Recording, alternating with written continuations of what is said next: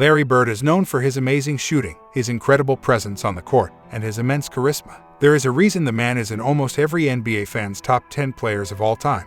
However, the one aspect of Bird's game that fascinates people just as much, if not more than anything else he's done, is his legendary trash talk. Bird was a terror in his day, and the stories of him destroying opponents with his words before following it up with his play are legendary. However, it was not just his opponents that were having to deal with Larry and his endless competitive spirit, it was also his teammates. The superstar always took practice very seriously, and that meant his trademark trash talk often found his way to teammates.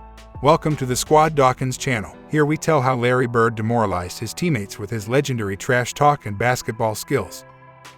As history taught us, Larry Bird's verbal assaults weren't reserved only for his opponents. He also broke out plenty of trash talk towards his teammates. The best trash talking he did was in practice, center Joe Clay told in an interview back in 2013. It's my greatest memory in the NBA.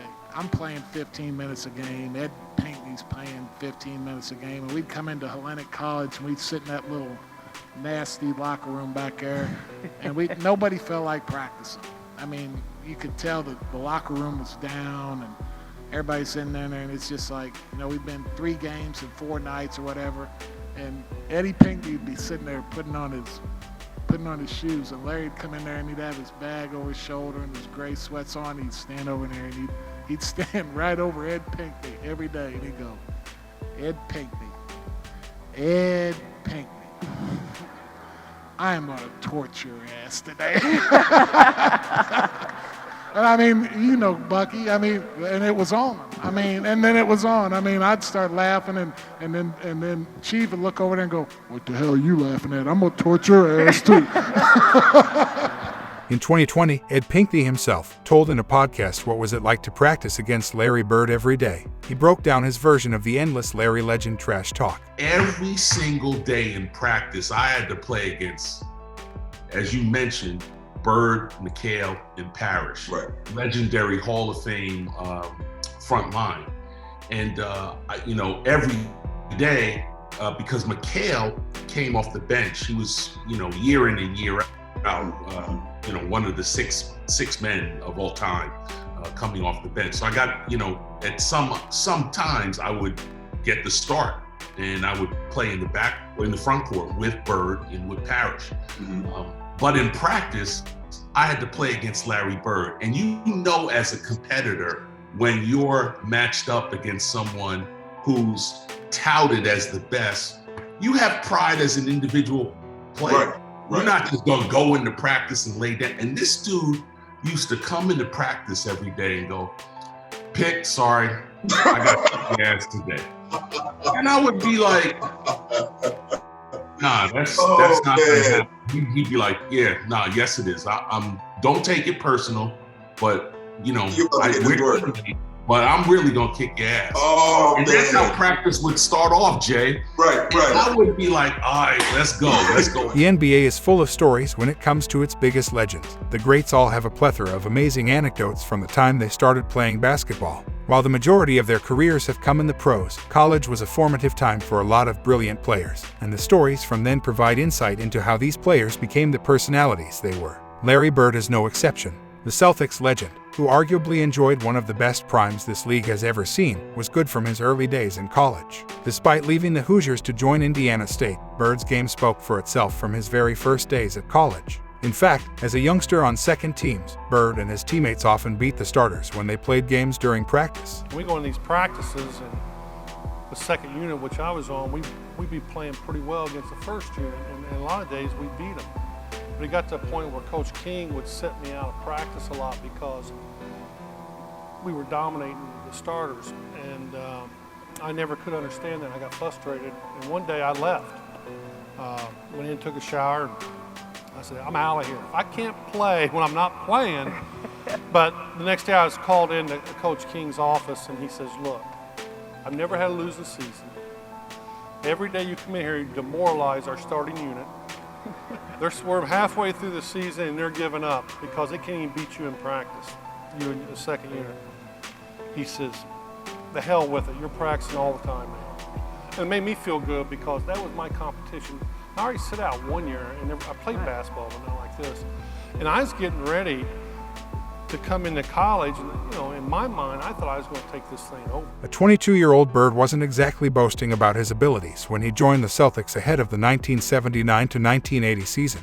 The rookie joined training camp as an outsider, with several new teammates doubting his place on the team. But by the end of practice, the Hall of Famer got the last laugh without uttering a single word. Despite taking little-known Indiana State all the way to the NCAA National Championship, not everyone was sold on Bird. While Celtics president Red Auerbach knew what type of player he could be, several of his new teammates were skeptical. Cedric Maxwell was one of Boston's better players at the time of Bird's arrival. Fresh off of a career high of 19 points per game, Maxwell explained why he and the rest of his teammates doubted the hick from French Lick. He didn't impress me no more than any white guy I've ever seen play before.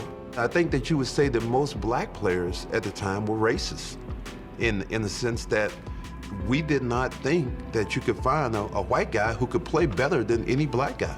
Along with the color of his skin, Bird's case to impress his teammates wasn't helped by the fact he was on a 5-year, $3.25 million contract, making him the highest-paid rookie in sports history. More often than not, rookies came into training camp on the outside looking in, but few faced more skepticism than Bird. When I walk in the first day of camp, them guys were on the floor stretching, and here comes the white savior, here comes this, here comes that. I sort of enjoyed it because I knew I was going to battle them all day. But Curtis and Sidney didn't last long. They didn't even make it through the first practice, and they were cut. So then it was just Cedric. As practice moved along and Bird methodically took out each defender, the talented Maxwell finally stepped up to take the rookie down. However, Max was in for a rude awakening. I'm thinking, oh, he's slow, he can't get off a shot. He's not that strong. This is going to be a layup. Bam, knocks down a jump shot. Maybe that was luck. Gets the ball again. Bam, knocks down another jump shot. Now I'm thinking like, okay, hey, you know what? I'm gonna D this guy up. I'm gonna show him his life. 20 feet away. Bam. 25 feet away. Bam.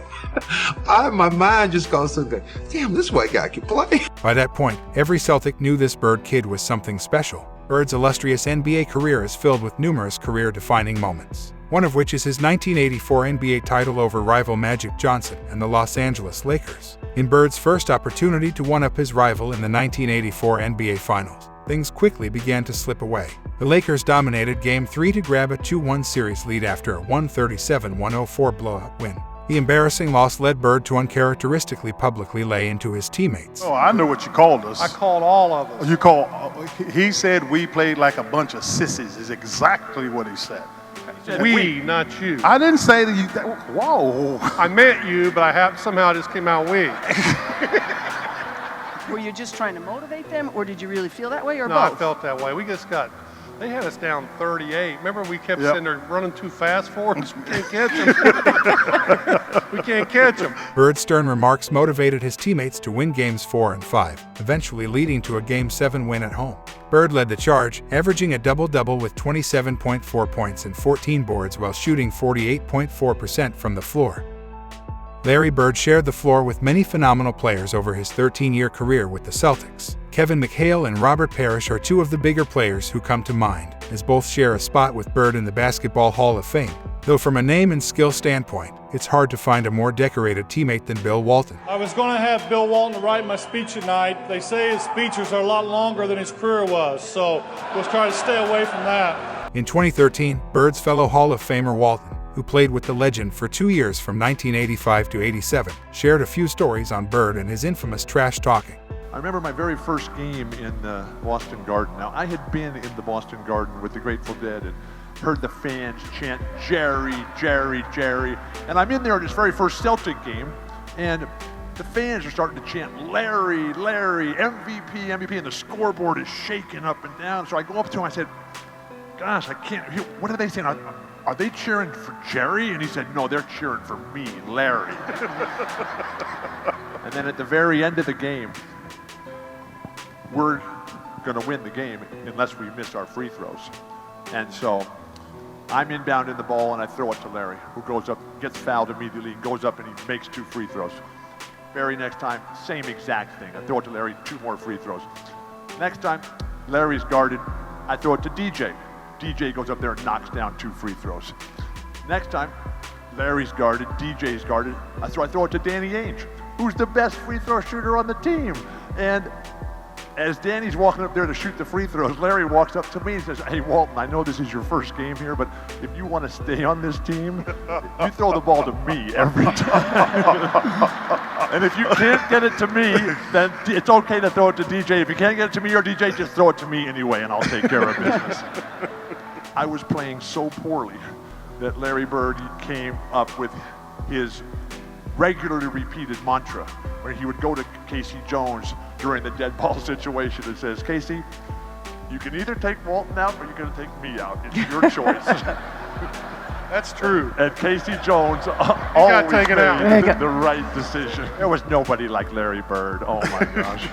Larry Bird's career wasn't as long as it could have been, but he still left his mark on the league as one of the best players ever. On top of his efficiency, his ability to talk smack and then back it up with his great shooting and passing skills made him one of a kind player in NBA history.